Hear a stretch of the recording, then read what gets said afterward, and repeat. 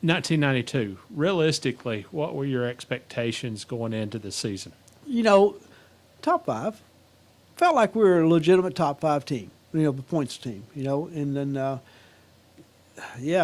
was our expectations, I feel like, and win races. We felt like we were capable to win more races than what we had in the past.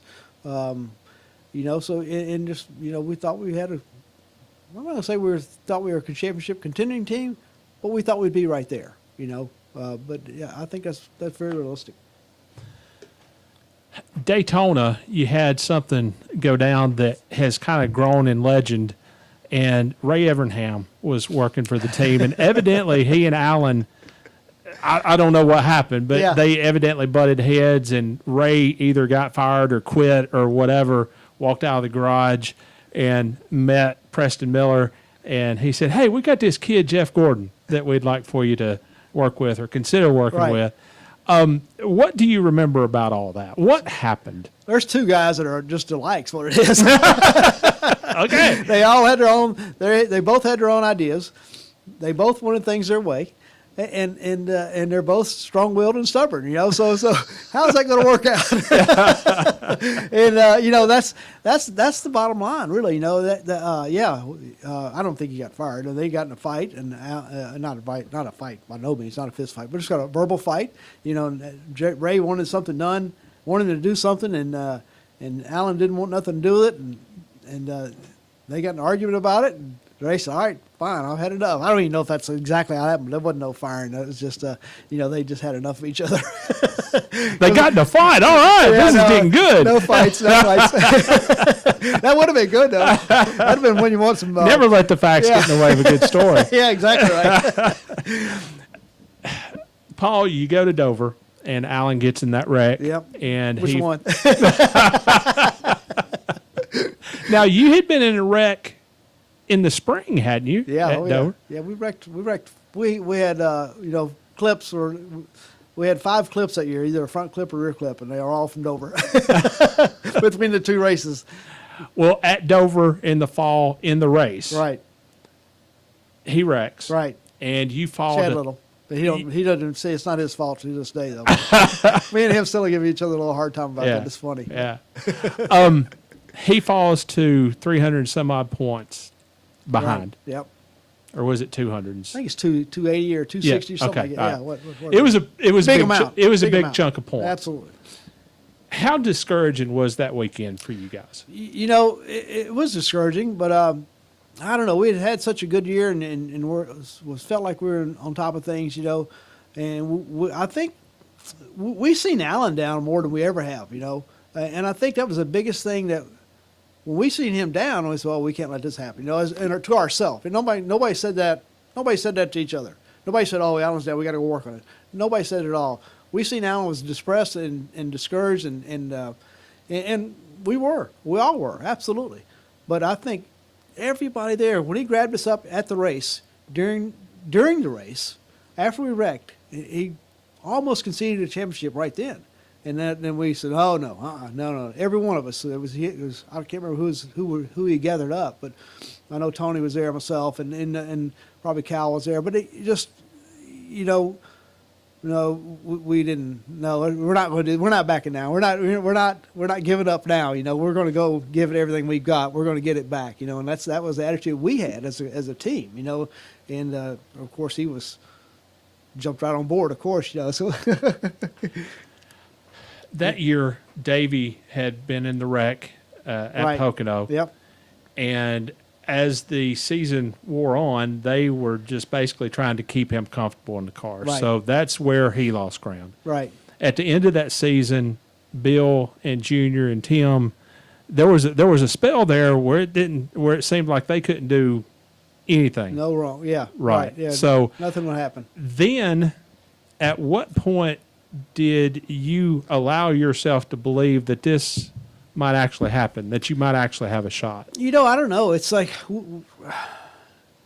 we all just, I think we all kept our head down pretty hard, and just worked. Nobody really focused on the points that much. Nobody said, we got to win the championship. Nobody said that. So nobody come in every week and said, oh, we're 40 pounds away, we're 50 points. Nobody talked about that. We just did what we needed to do. Yeah, we knew where we were in points, but nobody was really just beating us, talking about the points all day long. And it just didn't happen. We just worked on what we needed to work on, did what we needed to do, and just let the results fall where they needed to fall. And that's kind of what we did. Now in the race at Atlanta, we were all feeling nerves then. And Alan himself, we're all talking about it. So Earnhardt was a previous champion, and we were parked next to him, and we'd parked next to him a lot. So he always talked to Alan quite a bit, and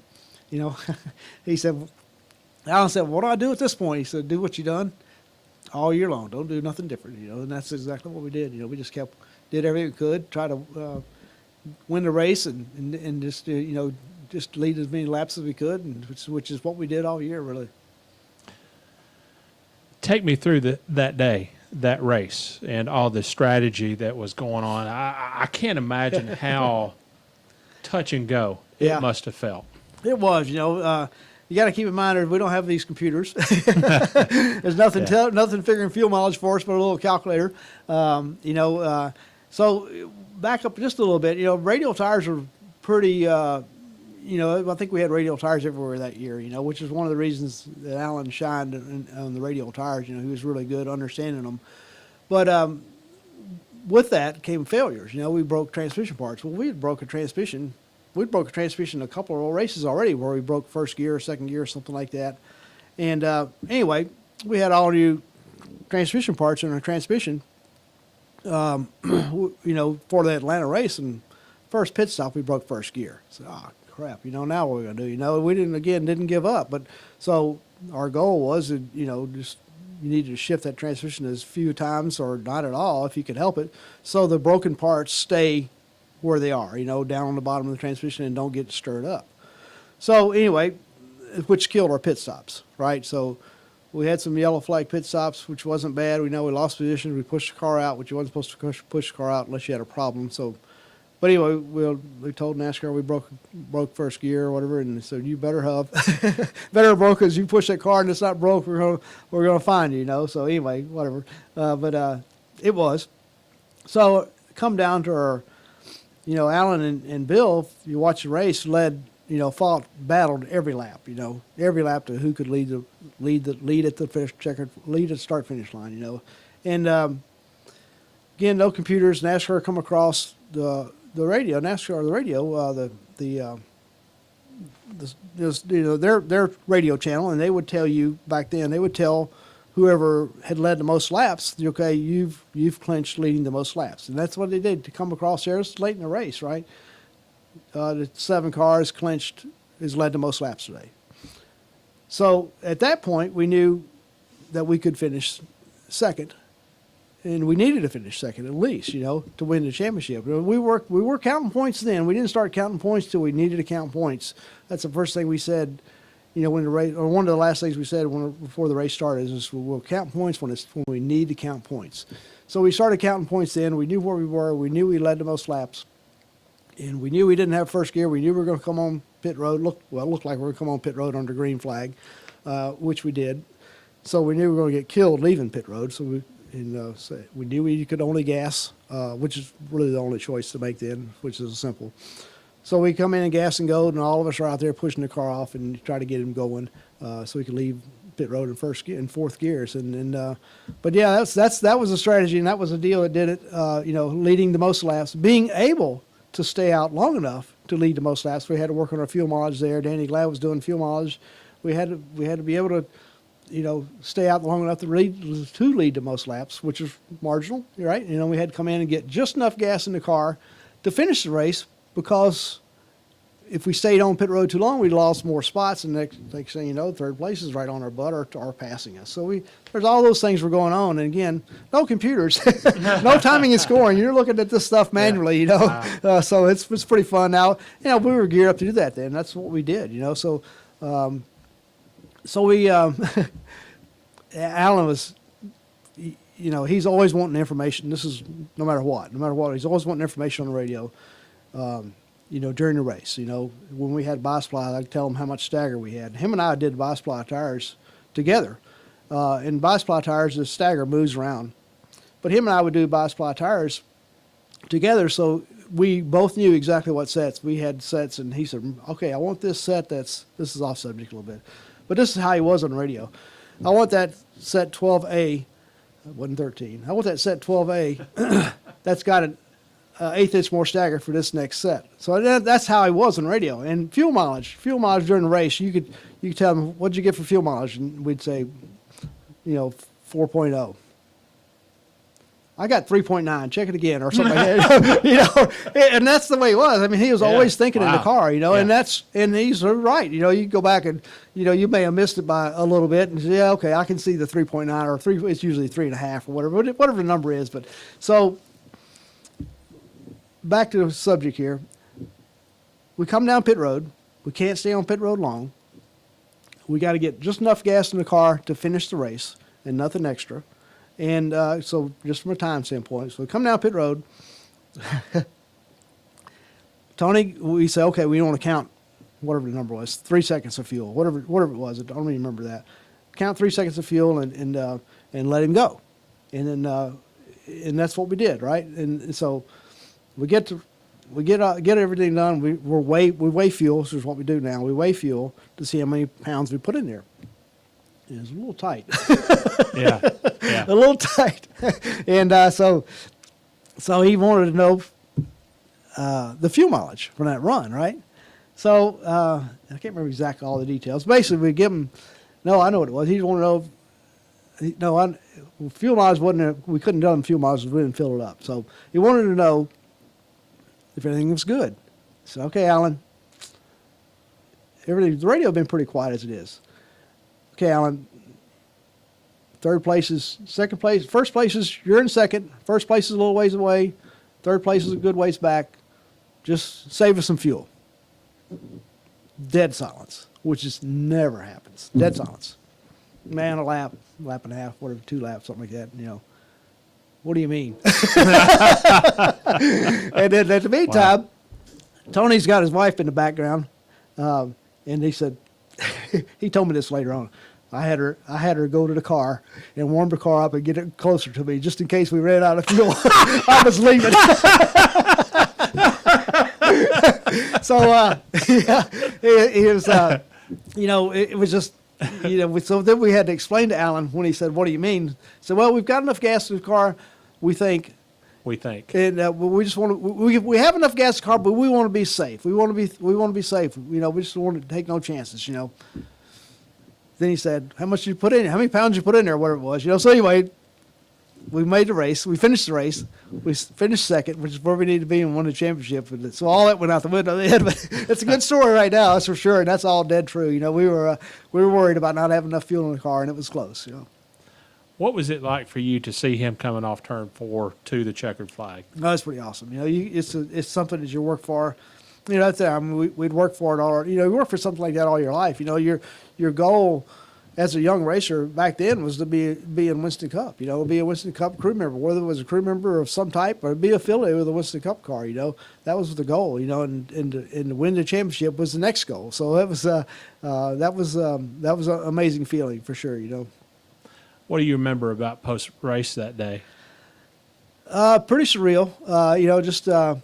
They did take our car and they tore it apart. Did their normal tech, which is they pulled the motor apart and stuff like that. And then the other thing they did is they didn't pull the transmission out, but they didn't make us put it in first gear, and we had to push it while it was in gear to make sure it rolled, and it did. So, yeah. But just the normal stuff, and it was pretty cool. The biggest thing I remember was going to the Ford.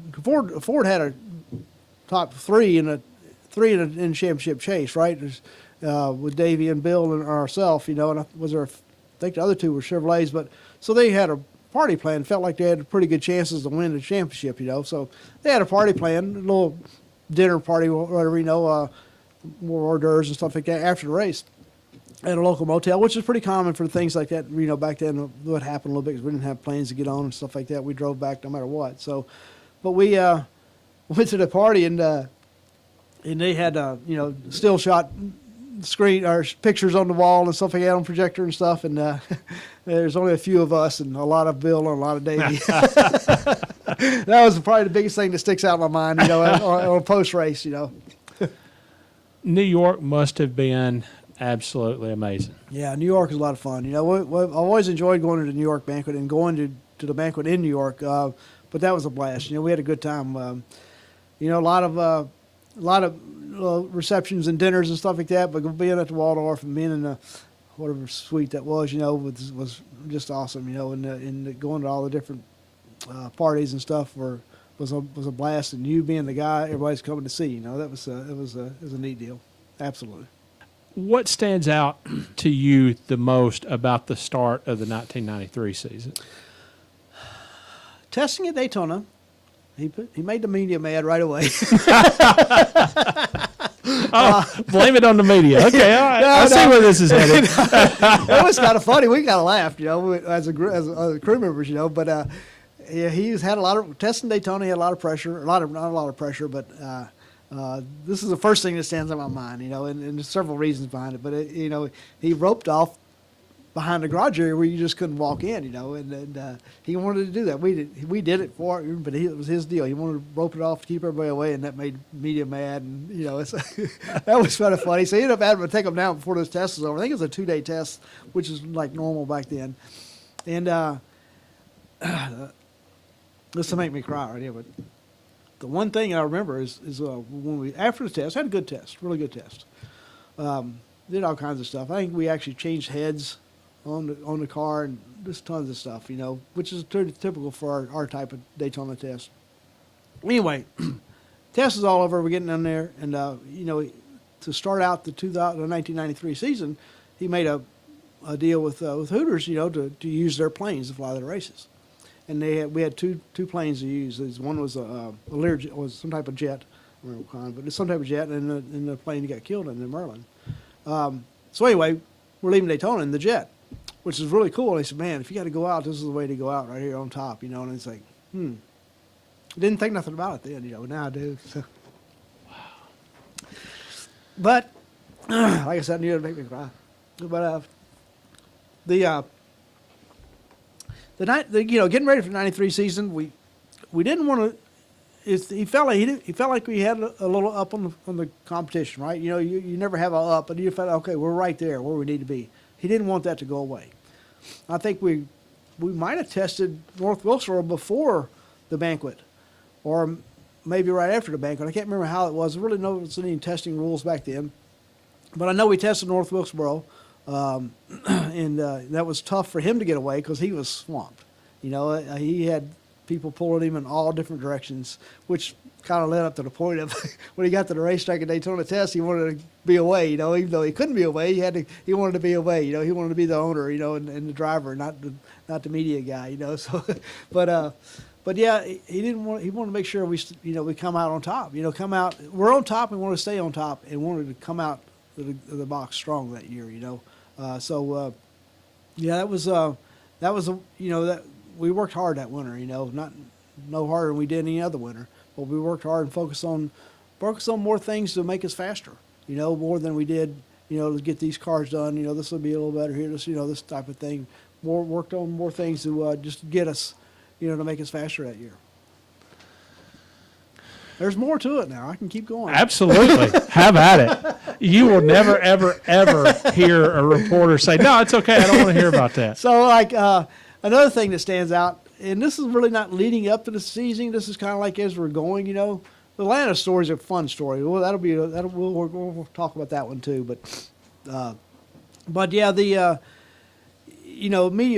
media was pulling on him every different direction, and not only media but sponsor people. He had a lot. So Don Hawk was there, a new guy to come to work for us, and we all known Don for years. So Don was pulling on him for different things. They're trying to get sponsors ready, and then we're pulling on him for, okay, what did you want here now? So we just we had a pretty good procedure going, and he loved setting up, being part of setting up the cars. That wasn't happening no more, So lots of things were going on, So we I don't know if that was all the preparation. That we leading into the year, and then we got into the year, and it wasn't that great, really. It seemed like, I can't remember exactly, but I don't remember we ran as like we needed to. We went to Atlanta, which is it okay to start on Atlanta? Absolutely. Yeah. So we went to Atlanta and got snowed out. Oh, I remember. Which was crazy, you know. I mean, we're getting to go to Atlanta and get snowed out. So, and we weren't that good in practice. We took the exact same car we had at the last year, and then we just didn't change it, you know, which is usually a downfall. When you go back to a track, you don't change anything from the last track. That even happens now. You know, you hear the same Cup guys talking about that now. I took the same car I had last race, and the thing was terrible, you know. So that was, you know, that's what we did. We went back to Atlanta, and the thing was we were just terrible, you know. So we as in practice, and then we got that was on Friday, so we went back for Saturday, and that's when the snow hit Friday night. So we were like us and a few others were the only ones there. We're bumping the car, and Alan's it's freezing cold. Holy cow! You know, we wasn't really super prepared for being really, you know, cold weather clothes, and so he's got his helmet on, walking around the car. There's pictures of that. Just, what is he doing with his helmet on? It was cold there, you know. So, but we were working on the car all night, all afternoon, and then finally they called the race, and at that particular time, because of the way the schedule was, they just let us come back the next week. But so we couldn't. So we, you know, everybody eventually came to the racetrack and closed their cars or loaded their cars in the trailers, and you know, kind of made sure everything was not going to freeze and all that good stuff. Prepped them for a week, and so all our clothes were in the motel. We all went back to the motel. So what we're going to do now is the planes can't fly, you know. So I got if I win in the championship, I got use of a Lincoln Town Car from Budget Rental Car. So there's 6 of us piled in that Lincoln rental car and going back in the snow. And I'm driving you know, and I'm driving fairly aggressively. It's Alan, myself, my wife in the middle, and I can't remember. I think Tony stayed there because his family's from Atlanta, and Cal's back there. It's 6 of us in this car, this big old car, and we're rolling along pretty good, and not really. You know, we're rolling along pretty fast. The next thing you know, this little BMW passes me. He is flying, and it's like, there's no way. And then they give me a hard time for not keeping up with him. There's no way. I'm not going to do that. No way. Then we get up the road a little bit, and he's spun around in the infield. So he spun around in the medians what he is, and so that was pretty funny. But we had a blast going back from that trip. You know, that's one of those times you get Alan away from the racetrack, and then just you know, he's a different guy. You know, and he has a good time. He enjoys life. He thinks about cars. He doesn't think about cars all the time. Although on that trip, we're still talking about cars. We're talking about other things and talking about what we got to do to the car to make it better for Atlanta, you know. So, but yeah, he's a different guy for sure. We had a great time. Paul, I don't even know how to bring the subject up, but Bristol. Yep. You were evidently supposed to fly up there. Yeah. With Alan. What happened that you didn't? So, you know, our season was going okay that year, you know, but it wasn't great. We needed things to work. We needed to work on things, and pit stops was a little off. It seemed like, I can't remember what they did. It seemed like there was a rule change. We used to have 3 tire changers, and maybe that was the first year for 2 tire changers, and that's all too vague for me right now. But anyway, pit stops wasn't great. So we wanted to work on them, and Bristol being, you know, a short drive away, you know, we decided to go ahead and, you know, when our front tire changer, Joe, couldn't be there earlier in the day to practice pit stops. I guess, first of all, Alan was supposed to go straight to Knoxville for an appearance. And, you know, so we said, okay, we'll hang out here. Joe can't make it early, so he can get here later. We'll do our pit stop practice. We'll get in the vans and trucks, whatever we had then, and we'll go. Cool. Not a problem. That's what we did, and that's how it saved our life. You know, that plane is usually full of, you know, crew members. I think it was a 6 or 8 passenger plane or whatever it was. You know, we had the people that were in it were always in it, and then you know, Tony, myself, and I don't remember who else was on the road at the time. You know, but it's a kind of a blur. But yeah, that was back to that work ethic. You know, saved our life for sure.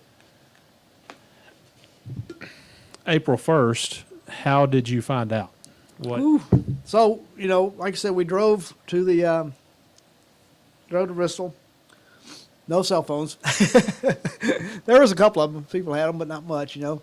I think I might have had a bag phone the size of a, you know, huge. But anyway, so we got to Bristol, got to the motel room, and then 11-ish, 11:30, something like that, you know, time we got there. and had a message to call. I think it's Tom Roberts, which is our PR person at the time. Rusty Wallace's PR person for Miller. And hey, you got to call me right away, no matter what time. So all right, so called him up, and I was like, oh my God, So it's like, and it's very vague on what happened. It's Alan's planes went down. Okay, what happened? Is anybody survived? We don't know. Nobody's told us yet. So we're all at the FBO right there in Bristol, or where the Tri-City Airport was. But anyway, we're all here. If you come on over, we'll tell you as much as I know. And the sheriff's department keeps checking back in with us. And by the time we got there, and this is myself, and I don't know who all was with us. I think we kind of drove up a little separately because Bristol was so close, and some of the wives were coming up, stuff like that. So, kind of got a hold of everybody that was available, and I think everybody had the same message. Call Tom, and so anyway, we all gathered down, went to the airport, and just it was unreal. We couldn't believe it, and didn't want to believe it. By no means didn't want to believe it, So and never really got a solid answer until late in the morning. But once we kind of got more details and more people that had seen what happened or seen the aftermath, and said there's no way anybody survived that plane crash, So yeah, but that's how we found out, and it was unbelievable for sure. I know that weekend must still be a blur to you, but I would have to imagine that it meant at least something to you that Rusty won the race because of your relationship. Absolutely did, I did watch the race. It was tough, but I did watch the race when I got home. First of all, we didn't know what to do, as a team. Obviously, the right thing to do is what we did, which is not race. But we didn't know what our responsibilities were. We didn't know what we were supposed to do.